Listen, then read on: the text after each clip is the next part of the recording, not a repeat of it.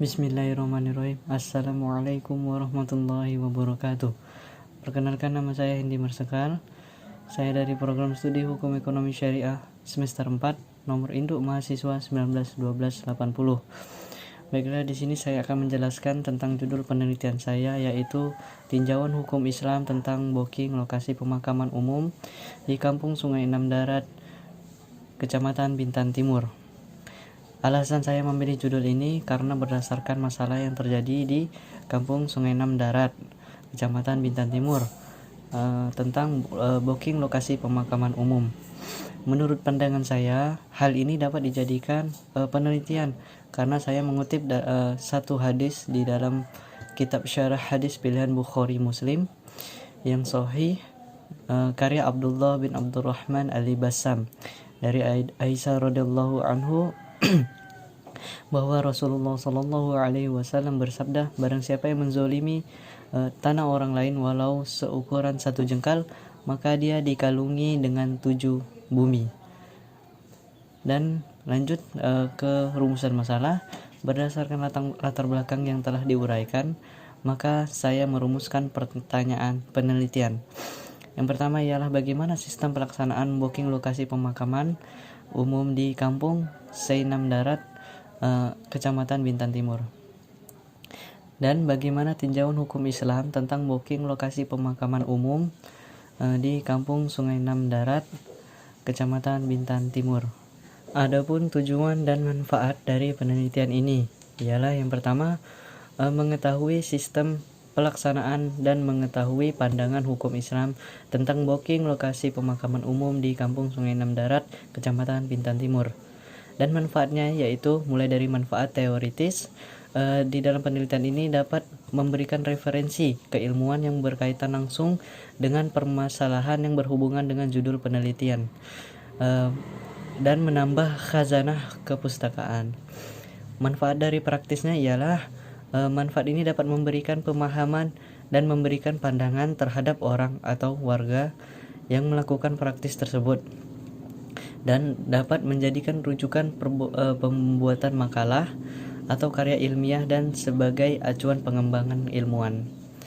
Dan lanjut kepada kajian pustaka, saya mengutip dari 4 skripsi yang telah saya jadikan sebuah acuan, yaitu mulai dari yang pertama adalah skripsi yang ditulis oleh saudara Haikal Fikri dengan judul Jual Beli Tanah untuk Kuburan dan Bisnis Lahan Kuburan Mewah, Analisis Fatwa Majelis Ulama Indonesia atau MUI nomor 9 tahun 2014, Studi Pemakaman Modern, San Diego Hills, Karawang.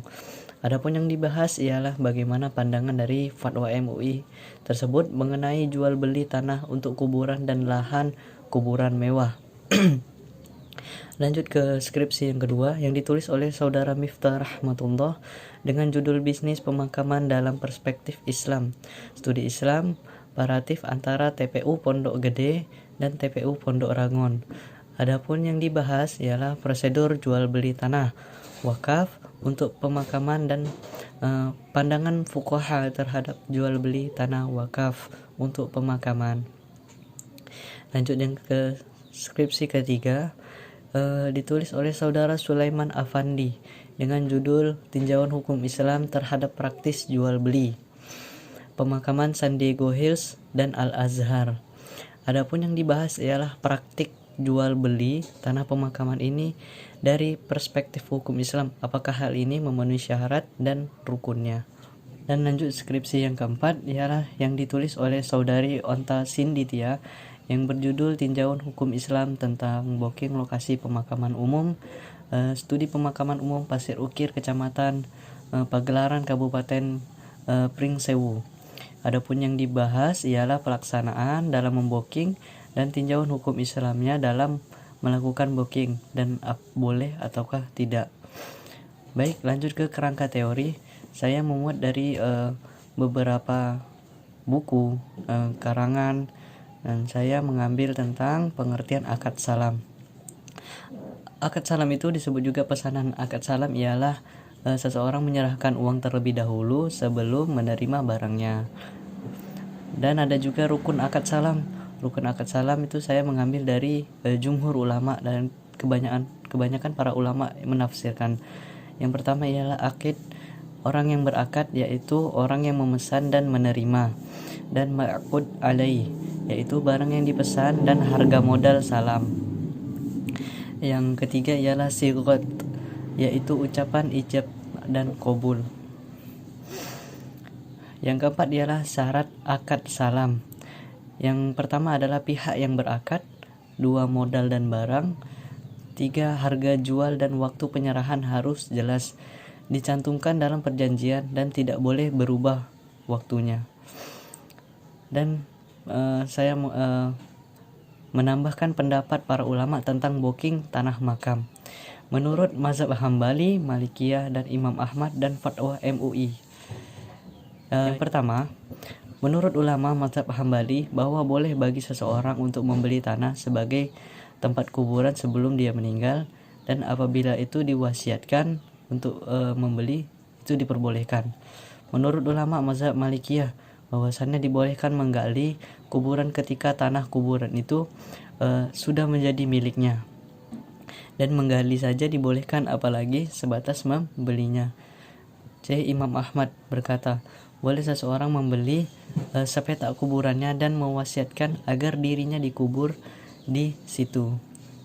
Dan lanjut ke fatwa MUI, berpendapat setiap orang muslim boleh menyiapkan bahan khusus sebagai tempat untuk dikuburkannya saat ia meninggal, dan boleh berwasiat untuk dikuburkan di tempat tersebut sepanjang tidak menyulitkan. Lanjut kepada metodologi penelitian saya. Adapun metodologi penelitian ini saya gunakan dalam penelitian. Yang pertama ialah jenis penelitian saya dengan metode kualitatif. Yang kedua, populasi dan sampel. Ada juga populasinya terdapat 4 orang, ialah 3 diantaranya yang membooking dan 1 juru kunci. 3. Sumber data, ialah sumber data yang didapat langsung dari pihak pertama dan mengambil juga hasil wawancara atau biasa yang disebut data primer. Lanjut yang kedua, data sekunder. Data sekunder ialah dijadikan bahan menguatkan data seperti buku tulisan, jurnal, karangan, Al-Quran, hadis, dan literatur lainnya. Yang keempat, saya mengambil teknik pengumpulan data, yaitu mulai dari observasi, saya ke lapangan mencari data dan menemukan hasilnya. Yang kedua, wawancara langsung dari pihak pertama, pihak kedua, dan pihak ketiga, dan pihak keempat. Lanjut kepada ketiga, yaitu teknik pengumpulan data melalui dokumentasi, melakukan dari data-data yang ada di lapangan dan dokumentasi lokasi pemakaman umumnya. Yang kelima adalah metode penulisan data.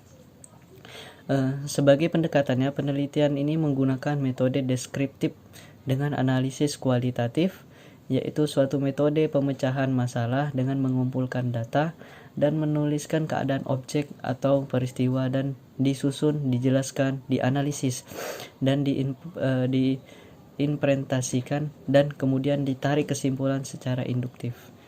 Baiklah, itu saja yang dapat saya sampaikan. Mohon maaf apabila terjadi kekurangan. Saya tutup dengan wabillahi taufik wal hidayah. Wassalamualaikum warahmatullahi wabarakatuh.